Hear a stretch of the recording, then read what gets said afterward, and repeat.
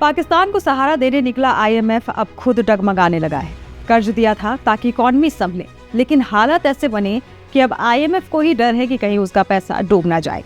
डर की वजह है पाकिस्तान की खस्ता माली हालत, बेकाबू सेना खर्च और भारत से ताजा तनाव।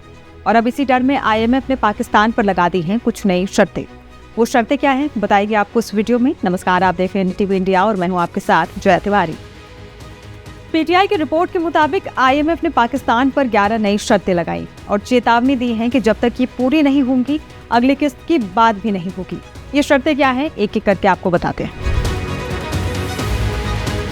पहली शर्त के मुताबिक आईएमएफ ने पाकिस्तान की सरकार के लिए एक नया बजट पास करने को अनिवार्य कर दिया है। इसके तहत अगले वित्त वर्ष के लिए 17,600 अरब रुपए के संघीय बजट को संसद से पारित कराना जरूरी होगा।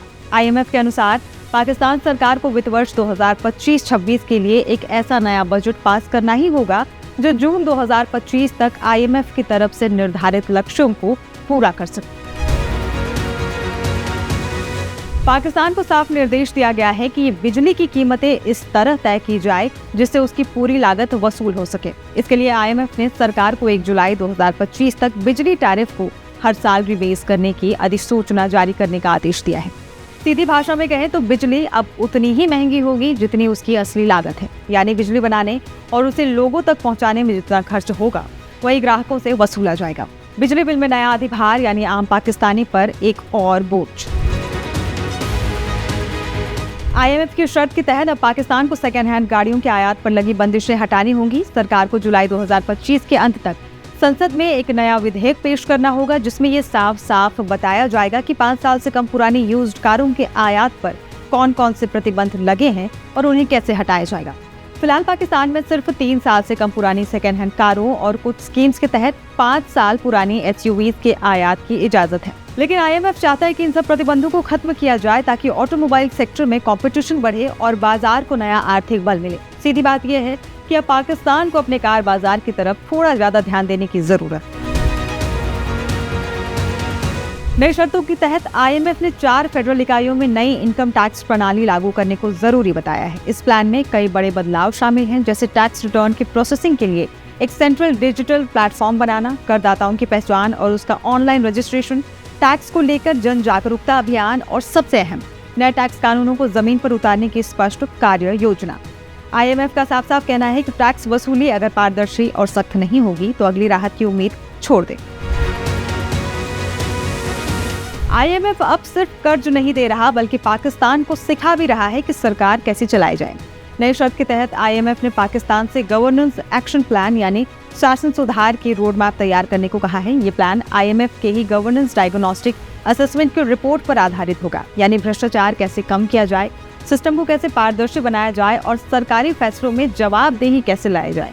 ये कदम इस रिपोर्ट से तय होगा। आईएमएफ चाहता है कि पाकिस्तान सिर्फ आर्थिक नहीं प्रशासनिक रूप से भी खुद को सुधारे, वरना कर्ज की अगली किस्त मुश्किल में पड़ सकती है।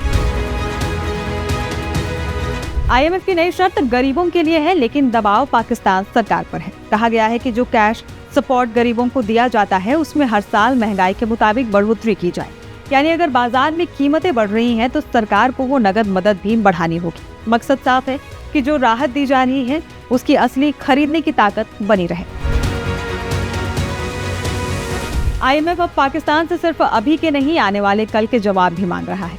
कहा गया है कि साल 2027 के बाद आर्थिक सुधारों की दिशा क्या होगी, इसका पूरा ब्लूप्रिंट पेश किया जाए। इसमें यह बताना जरूरी होगा कि साल 2028 से पाकिस्तान में वित्तीय नियम, बैंकिंग सुधार और नियमन का माहौल कैसा होगा, यानी पाकिस्तान को अब अपने कल की तस्वीर आज ही साफ करनी होगी।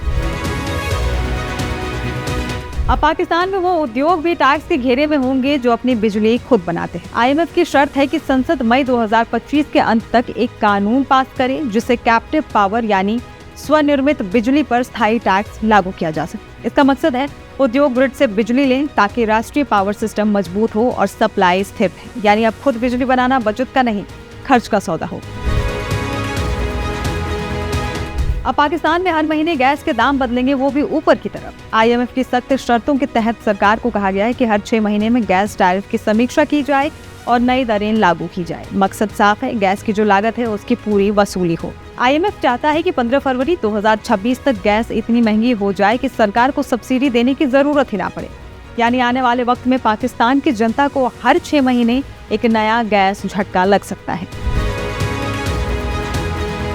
अब पाकिस्तान में बिजली और महंगी हो सकती है। IMF की एक शर्त के मुताबिक सरकार एक ऐसा कानून लाएगी जिससे डेट सर्विस सरचार्ज की लिमिट खत्म हो जाएगी। ये वही सरचार्ज है जो बिजली कंपनियों के पुराने कर्ज चुकाने के लिए वसूला जाता है। यानी अब सरकार जितना चाहे उतना सरचार्ज जोड़ सकती है और इसका सीधा बोझ पड़ेगा आम आदमी पर। पाकिस्तान में अब टेक्नोलॉजी सेक्टर को मिलने वाली रियायतें भी खतरे में है। IMF ने कहा है कि स्पेशल टेक्नोलॉजी जोन और इंडस्ट्रियल पार्क्स को मिलने वाली टैक्स छूट, कस्टम में राहत और दूसरे फायदे साल 2035 तक पूरी तरह खत्म कर दिए जाएंगे। सरकार को इसके लिए 2024 के अंत तक एक चरणबद्ध योजना तैयार करनी होगी। यानी जो सेक्टर पाकिस्तान को भविष्य की उम्मीद दे रहा था, अब उस पर भी IMF की कैची चलने वाली है। बहरहाल IMF की शर्तें सिर्फ आर्थिक सुधार नहीं बल्कि एक सख्त चेतावनी है कि अब लापरवाही की कोई गुंजाइश नहीं। पाकिस्तान को अब हर कदम सोच समझकर उठाना होगा, क्योंकि अगली किस्त सिर्फ कागजी वादों से नहीं बल्कि जमीनी सुधारों से मिलेगी। और अगर ये शर्तें पूरी ना हुई तो राहत के नाम पर मिले ये कर्ज एक और संकट की दस्तक बन सकते हैं। फिलहाल इस वीडियो में इतना ही, लेकिन ऐसे ही देश दुनिया की तमाम जानकारियों के लिए आप देखते रहिए NDTV इंडिया। नमस्कार।